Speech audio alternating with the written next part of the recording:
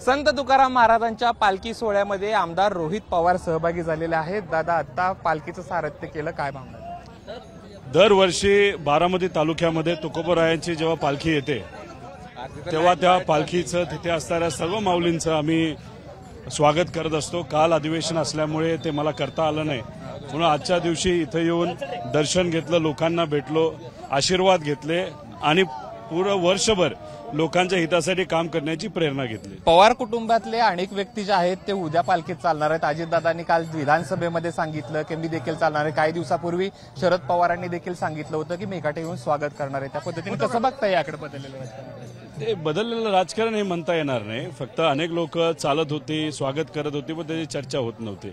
आता मी गेले 10 वर्ष स्वागत करतोय। माझे आई वडील गेले 20-25 वर्ष माऊलींना, इथे येणाऱ्या सर्व वारकरी संप्रदायाच्या मान्यवरांना तिथं भोजनाची, अन्नदानाची व्यवस्था तिथं करत आहे। त्यामुळे ही एक सेवा आहे आणि सेवा करत असताना कुठलंही राजकारण त्याच्यामध्ये नसतं।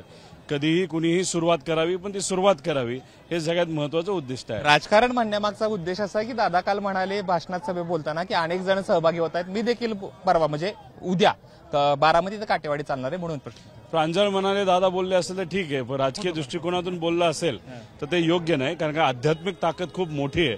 अध्यात्माचं राजकारण जे करतात नाही तर त्याच्यावर राजकारण करण्याचा जे प्रयत्न करतात ती ताकद त्यांना पुढे जाऊन देत नसते। पांडुरंग चरणी काय मागणं मागते?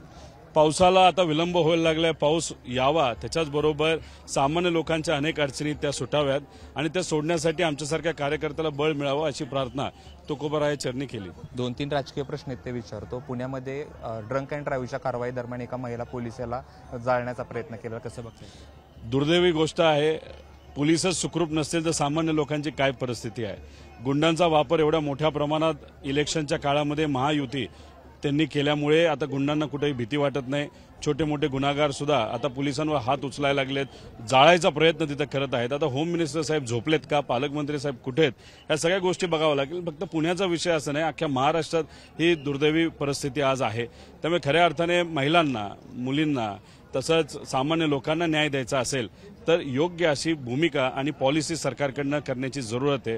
हवेत फक्त घोषणा करून चालत नसतं, जमिनी येऊन लोकांच्या हितासाठी काम करावं लागतं, हे सरकारने समजून घेतलं पाहिजे। खासदार रवींद्र वायकरांना एक आधी जोगेश्वरी भूखंड कथित भूखंडातून जी आहे ती क्लीन चिट देण्यात आलेली आहे।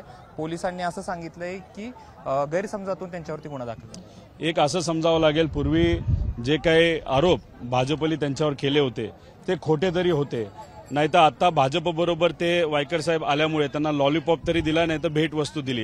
या दोन्हीतलं कुठलं तरी खरं आहे एवढंच आपल्याला म्हणावं लागेल। दादा, सातत्यानं पुण्यात असेल ती गुन्हेगारीचं प्रमाण वाढायला लागले, काय नेमकी कारण असेल? कारण एवढीच आहे, इलेक्शनमध्ये तुम्ही जर बघितलं तर गुंडांचा वापर खूप मोठ्या प्रमाणात महायुतीच्या सर्व नेत्यांनी केला। प्रचारामध्ये सुद्धा गुंड आपल्याला दिसले, दडपशाही करताना आपल्याला दिसले, मुख्यमंत्र्यांना भेटताना दिसले, उपमुख्यमंत्र्यांना भेटताना दिसले। आणि मग अशा परिस्थितीमध्ये सरकार आणि सत्तेत असणारे लोकच जर गुंडांचा वापर हा स्वहितासाठी करून घेत असेल तर इलेक्शन झाल्यानंतर आता गुंडांना वाटायला लागले आता आपलं राज्य आले। सामान्य लोकांना वाटत नाही आपलं राज्य, पण गुंडांना नक्कीच वाटतं। त्यामुळे गुंडांचं धाडस वाढले आणि त्या अनुषंगाने कोयता गँग पासून मर्डर पर्यंत ते फार अनेक असे लोक आहेत जे आता सुटून आलेले आहेत, ते बिनधास्त रस्त्यावर फिरतात असं आपल्याला बघायला मिळतं। मनोज जरांगेंना जो सरकारने अल्टिमेटम दिला होता तो संपत आलेला, शांतता रॅली 13 तारखेपर्यंत ते काढतायत आणि तिथनं पुढची दिशा ठरवणार। सरकार फसवणूक करते असं वाटतं? सरकार सर्व समाजाची फसवणूक तिथं करते। खरं तर मराठा समाजाच्या बाबतीत सुद्धा बघितलं तर देवेंद्र फडणवीस साहेबांचा एक कार्यकर्ता आता कोर्टात आरक्षणाच्या विरोधात घेतल्या सदावरते। फडणवीस साहेबांनी सांगितलं नको जाऊ तर गेला नसता, पण गेला। तसंच ओबीसी राजकीय आरक्षण जे अडकलेले आहे ते सुद्धा फडणवीस साहेबांचाच एक कार्यकर्ता कोर्टात ओबीसी समाजाच्या राजकीय आरक्षणाच्या विरोधात गेलेला आहे। त्यामुळे देवेंद्र फडणवीस साहेब दोन्ही दगडावर पाय ठेवून आहेत आणि कुठेतरी समाजामध्ये वाद निर्माण करतात असं आमचं मत आहे। आणि ओबीसीच्या बाबतीत जो मुद्दा मी आता मांडला तो मी नाही तर तिथं भुजबळ साहेबच म्हणतात। त्यामुळे हे जे सरकार आहे ते फक्त राजकीय पोळी भाजण्याचा प्रयत्न करते, बाकी काय नाही। विधानसभा निवडणुका अवघ्या 2 ते 3 महिन्यावरती येऊन ठेपल्यात। विधानसभेच्या दृष्टीनं पांडुरंगाकडे काय मागणं? एवढं सामान्य लोकांचं राज्य येऊ दे. महायुतीचे सर्व नेते आणि आजचं जे सरकार आहे ते फक्त स्वतःचा विचार करते.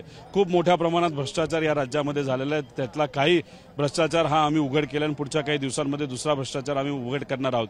त्यामुळे हे काय करतायत की फक्त कुठेतरी एखादी अशी योजना आणतायत ज्याला प्रोव्हिजन सुद्धा केलं जात नाही, निधी दिला जात नाही, पण लोकांना असं वाटावं की आपल्यासाठी आल्यानं दुसऱ्या बाजूला नुसतं ओरबाडणं चाललंय या सरकारचं. त्यामुळे ह्या सरकारला कुठेतरी आता आपल्याला जमिनीवर आणावं लागेल आणि महाविकास आघाडी म्हणजे सामान्य लोकांची सत्ता या येणाऱ्या इलेक्शनमध्ये महाविकास आघाडीची आपल्या या राज्यात आणावी लागेल आणि त्यासाठी जे काय करायचं असेल ते करण्याची शक्ती मिळो अशी ईश्वरचरणी प्रार्थना मिळते. खूप खूप धन्यवाद. तरी रोहित पवार ज्यांनी आहेत संत तुकाराम महाराजांच्या पालखी सोहळ्यामध्ये सहभाग नोंदवला आणि सर्वसामान्यांचं सरकार म्हणजे महाविकास आघाडीचं सरकार यावं अशी मागणी जी आहे ती आमदार रोहित पवारांनी केलेली आहे. कॅमेरा पर्सन विजय राऊत सह जयदीप भगत, एबीपी माझा, बारामती.